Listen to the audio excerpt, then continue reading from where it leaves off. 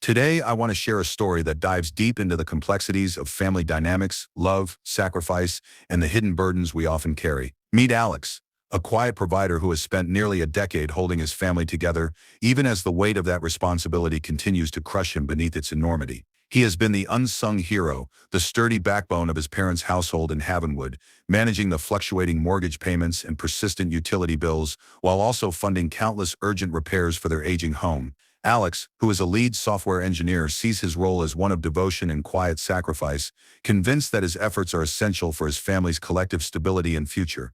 But beneath this facade of strength lies a sense of resignation that the sacrifices he makes might never be acknowledged. He internalizes the belief that he is the only one capable of keeping their family afloat, an assumption that has taken a toll on him emotionally and mentally. His hope, however faint, is that one day his parents will recognize his contributions with respect and maybe even reciprocate his unwavering support. Perhaps he dreams that, in their golden years, they will embrace a shared sense of responsibility, considering him as not only a provider but as a cherished son. Enter Leo, Alex's brother, the artistic soul of the family. Leo is in his early 30s and aspires to be a musician, but he perpetually lives rent-free in the family home. His world is one of dreams and aspirations, yet he remains unemployed and consistently in debt. While Leo does have a passion for music, there is a worrying lack of tangible results. He often chases the next great opportunity or the breakthrough album as if they are just around the corner, all while receiving a continuous stream of support from their parents, Clara and Arthur. Clara and Arthur, Alex's parents, actively coddle Leo, shifting the blame for his failures towards bad luck or his sensitive nature. They would kindly remind Alex of his achievements, framing him as someone who is established and independent, effectively implying he is already on solid ground while simultaneously, subtly pressuring him to fill the financial void that Leo's dreams leave behind. With every dismissive nod towards Alex's stability, there is an implicit expectation that he will continue to shoulder the burden that Leo cannot bear. It is a dynamic filled with tension, where Alex is swim upstream against a current of resentment and unspoken disappointment. He feels like a parent who cares deeply for their children, but is faced with the reality that the affection and acknowledgement he seeks do not come from the relationship he currently shares with his family. Within this chaotic familial landscape, his internal struggles mount. Each sacrifice he makes, every payment he covers, becomes a paradox, a means of expressing love, yet one that ultimately pushes him deeper into emotional isolation. Amid this tangled web of sacrifice and expectation, Alex's hopes are fragile. He believes that eventually his efforts will yield a sense of balanced responsibility from his family. This yearning for acknowledgement serves as an anchor, allowing him to navigate the complexities of family life, at least for now. As the story continues, we will witness how this facade begins to crack under the weight of a shocking revelation, leading Alex to confront the very fabric of his family's values and the authenticity of their love. But for now, we remain in the shadows of unrecognized effort and hidden pain, a stillness that will soon be disturbed. What happens next is a turning point that shakes Alex's very perception of family and self-worth, a moment that will ultimately redefine his entire reality. The time has come for Alex to confront the harsh reality he had been ignoring for too long. The gradual buildup of his sacrifices, the constant pressure to be the family's dependable pillar was about to reach a head. As the autumn leaves fell quietly outside, Alex found himself in the attic of his childhood home in Havenwood, assisting his parents with their effort to declutter. It was a chilly Saturday afternoon, marked by a blend of nostalgia and urgency. His parents had casually mentioned the need for a home renovation in the hopes of making their aging house more livable. They spoke of the importance of downsize, but for Alex, it was more about the preservation of their family's legacy. While rifling through dust-laden boxes, he stumbled upon an old, unmarked wooden box hiding in the corner, a dull relic nestled beneath years of forgotten memories. Curiosity compelled him to open it, revealing a thick envelope labeled Last Will and Testament Tura and Arthur Vance. In this moment, he felt an inexplicable tension coil in his stomach. Was it fate, or perhaps a long overdue confrontation with the truth? When he pulled the envelope from his resting place, he could not shake the growing unease that burdened him. As he unfolded the document within, each line etched deeper into his heart, a sense of betrayal so palpable, it was as if he could hear the echoes of his sacrifices ringing hollow.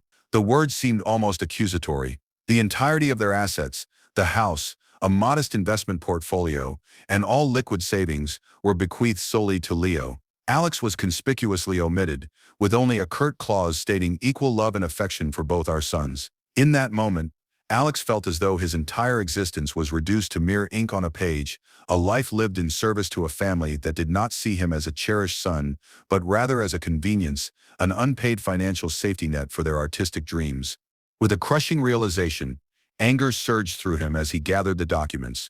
All those years of masking his disappointment behind a facade of duty seemed to crumple like the paper in his grip. Alex had invested almost a decade into being the family's reliable provider, and for what? To be cast aside, invisible in the very house where he had poured his heart into every repair and mortgage payment. He internalized the belief that all his sacrifices would lead to some genuine acknowledgement from his parents. But the only acknowledgement that remained was an estate plan that relegated him to the role of an outsider, an audience to Leo's theatrics perhaps, but never a participant in the familial legacy. Fueled by a whirlwind of emotions, it was time for confrontation, a stage long overdue. He sought out his father, Arthur. The older man's perplexed expression transformed into one of fleeting concern, betraying a man burdened by age, but unwilling to acknowledge the consequences of his actions. Gripping tightly the document, Alex demanded to know why Leo would inherit everything after all the financial support Alex had unwittingly provided over the years. Arthur's response was fumbled yet predictable. He stammered about Leo's needs while deflecting any notion of Alex's contributions. His comments only fueled Alex's feelings of futility. It became evident for Arthur maintaining Leo's fragile ego trumped any recognition of Alex's sacrifices. Frustration morphed into rage as Alex felt the weight of years spent in overlooked devotion. There was no gratitude, only a barrage of excuses woven into a narrative that positioned Alex as the reluctant adult who could handle it. Next, Alex confronted Clara, who met his revelations with defensiveness that transformed into guilt-ridden justifications. You have your career. You are established. You do not need this money like Leo does. He needs security to pursue his passions, she protested, the familiar narrative of Leo being the sensitive artist rising to the forefront. Alex felt the ground beneath him shift. They had deliberately constructed a system where Leo's dreams were a priority at the cost of his own, and to Clara this rationale became a shield against the harsh truths. In this moment, Alex understood that the love his parents professed was merely a mask for their manipulations. They had orchestrated this entire spectacle without ever considering how their actions affected him, the one who consistently sacrificed for the family's well-being. Just above a whisper, Alex stated simply, "Understood. Glad to know where I stand with you both," before stepping outside into the cool, crisp air, his heart pounding as he left behind the only home he had ever known. Their frantic calls faded into the distance, but Alex no longer cared. The foundation of their relationship had been irrevocably shattered. Driving away from Havenwood, a new resolve washed over him. The time for quiet sacrifices was over.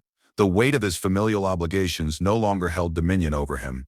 He was primed for a calculated withdrawal, ready to re-establish the boundaries that had long since eroded. He would force his parents to grapple with the reality of their own choices, the overdue bills, the deteriorating roof, the tangible repercussions of reliance on a son they had long taken for granted. It was a necessary step toward reclaiming not only his financial autonomy, but also his sense of self-worth.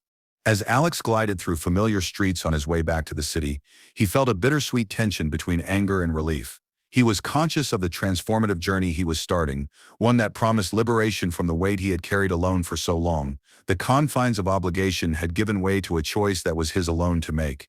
The ritual of sacrifice was coming to an end. A new chapter rife with possibilities was about to begin. Alex embarked on a new chapter in his life, one that was defined by introspection, boundaries, and the heavy weight of revelation. After the confrontation with his parents, he felt a mix of anger and clarity, a burning desire to reassess what he had always accepted as his role within the family. The time had come to strategize his retreat from the unending demands that had characterized his relationship with Clara, Arthur, and Leo. In the wake of the revelation about the will, Alex made a decision that felt incredibly foreign yet liberating. For nearly a decade, he had acted as the family's silent provider, a reliable source of financial support, constant mortgage payments, recurring utility bills, and emergency funds for home repairs had become his recurrent burdens, so ingrained in his life that he scarcely noticed their weight. But now, with his heart resolved, Alex consciously decided to cease all financial contributions. He blocked their numbers and retreated into silence. During that week of silence, Alex created a deliberate void, forcing his parents to confront the reality they had long evaded. They would now have to manage the responsibilities that had grown increasingly burdensome, the overdue utility bills, the dwindling grocery funds, and the leaking roof that had hovered over their home like a dark cloud. He imagined their growing tension as they realized just how dependent they had become on his support. However, Clara and Arthur's initial response to Alex's silence was one of denial. They erroneously believed their son was merely sulking, temporarily distancing himself from the family drama that had become so normalized. They clung to the hope that he would soon return to his old ways, reestablishing the financial lifeline they had taken for granted. Instead, Alex remained unmoved, seeking to gather his thoughts while embracing the liberation that came with having made a choice for himself. As days passed, the pressure on his parents escalated. Arthur's frustrations came to the forefront in a hurried and abrupt text message that read, "We are getting a foreclosure notice for property taxes. We need your help." The implication was clear. Alex was expected to rush in and save the day as he always had. In this moment, he felt a mix of anger and empowerment, recognition washing over him. With cold clarity, he responded with a single text. Perhaps Leo, being the sole inheritor of the house, should find a way to manage its taxes and upkeep. This realization brought forth a tangible shift in dynamic. The expectation that Alex would always come to their rescue was abruptly challenged, forcing his family to contend with the consequences of their choices. As his parents grappled with their unforeseen stress, Clara's pleas began to stream in, desperate and frantic. Voicemails filled with accusations of abandonment surged in as she invoked the ties of family, scolding him for allowing them to fall into financial ruin. "You are abandoning your own flesh and blood." It was a guilt-laden refrain, one that painted Alex as the callous son who would not support his struggling family. Yet within him, the resolve only grew stronger. Then Leo entered the fray, reaching out with an incredulous text about how ridiculous it was for Alex to ignore their needs. He dismissed the situation as just family drama and implored Alex to spot them some cash, attempting to brush off the mounting crisis as a fleeting aberration rather than the culmination of years of unbalanced expectations. It was in this exchange that Alex found his voice. He confronted Leo with words that rattled the complacency that had enveloped them for far too long. "You have a future inheritance at stake. If you want to live here and enjoy the benefits, perhaps you should step up and manage that responsibility." Leo's sheepish admission that he does not have that kind of liquid capital for any immediate expenses struck Alex like a lightning bolt. Here was an individual perpetually chasing dreams yet unable to confront the reality of his situation.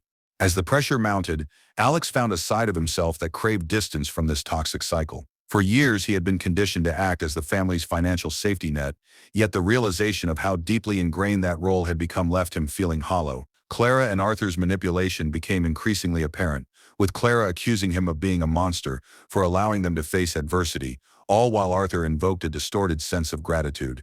"After everything we did for you." These tactics of manipulation further solidified Alex's desire to establish firm boundaries. He understood now that compassion could not thrive in a dynamic where love was transactional, where his worth was measured solely by his ability to provide. It was a painful revelation, the knowledge that their love had always hinged on his financial contributions and sacrifices. With a steady heart, he resolved to maintain his newfound detachment. Their choices shaped their reality, and Alex would no longer shoulder the weight of their misguided expectations. As he contemplated the road ahead, he hungered for a life untethered from the demands that had for so long defined him. The time for quiet sacrifices was over. The power of reclaiming his agency had begun.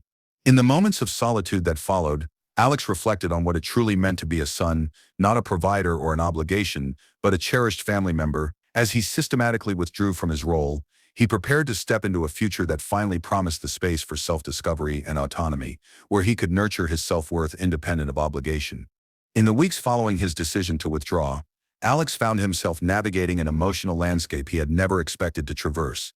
The silence that enveloped him was both a refuge and a burden, a balm for his wounded spirit, yet a constant reminder of the chaos he had left behind. Initially, there was a sense of liberation. He thought about the unshackled future awaiting him, a life free from the relentless pull of familial expectations. But as days turned into weeks, he recognized that the family drama he had distanced himself from was refusing to fade quietly into the background. His parents, Clara and Arthur, soon realized that ignoring Alex's silence was no longer an option. Their bills were piling up, their mortgage overdue, and the house, the very foundation of their family's superficial stability, was beginning to crumble. With each ticking day, the gravity of their financial situation became harder to ignore. Denial was initially their refuge, but reality had a way of demanding attention, especially when the looming threat of foreclosure began casting its lengthy shadow across their home. Without warning, an abrupt text from Arthur came through, jarring in its urgency. It simply read, "We are getting a foreclosure notice for property taxes. We need your help." The implication weighed heavily in the air. It was an appeal for the safety net Alex had always been, one they believed would always be there. With the weight of their expectations laid bare, Alex felt the anger bubbling within him intensify. How dare they reach out now? After everything, did they honestly expect him to come rushing back as if nothing had happened? With that realization firmly in his mind, he sent a response that was both sharp and resolute. Perhaps Leo, being the sole inheritor of the house, should find a way to manage its taxes and upkeep. There was a profound sense of satisfaction in those words, a sense of empowerment that had long eluded him. In choosing to sever the financial lifeline that had once defined him, he was forcing them to confront the reality they had carefully constructed, a reality where Leo was the favored child and Alex was just the ATM.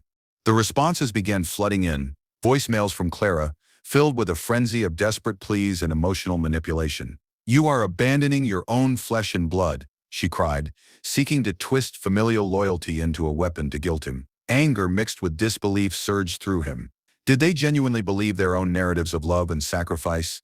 Then came Leo's insipid intervention.